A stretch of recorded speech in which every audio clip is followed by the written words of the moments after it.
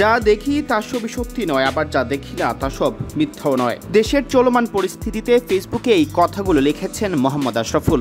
শিক্ষার্থীদের আন্দোলনকে কেন্দ্র করে দীর্ঘ এক পোস্টে সাবেক অধিনায়ক এক হাত নিয়েছেন চুপ করে থাকা তারকাদের।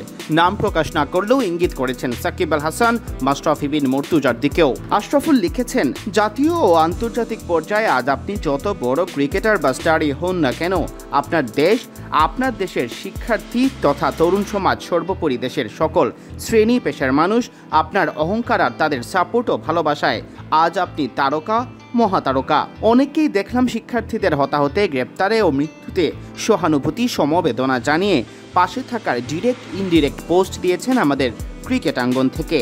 তাদেরকে আন্তরিকভাবে ধন্যবাদ জানানোর পাশাপাশি আশরাফুল বলেছেন, শিক্ষার্থীদের আমাদের প্রতি আশা আরও বেশি। তাই অনেকেই বলছেন আমরা কেন ক্রিকেটাররা একটা সমবেদনামূলক নিরপেক্ষ একটা ফেসবুক স্ট্যাটাস দিতেও সংকোচ বোধ করছি।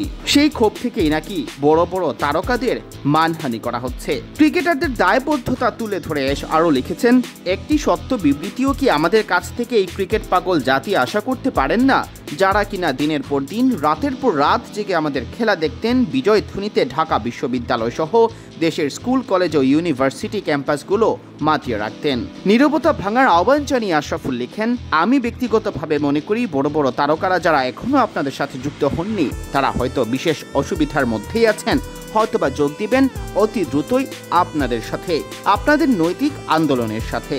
আমার ব্যক্তিগত অবস্থান, বৈষম্য বিরোধী ন্যায়ভিত্তিক চলমান ছাত্র আন্দোলনের পরিষ্কারভাবেই পক্ষে আছি, ছিলাম ও থাকবো ইনশাল্লাহ। আশরাফুল আরও লিখেছেন, আমি চাই শুধু কোটার বৈষম্য নয়, বরং দেশে বিরাজমান সকল সংকট ও বৈষম্য মুক্তি পাক।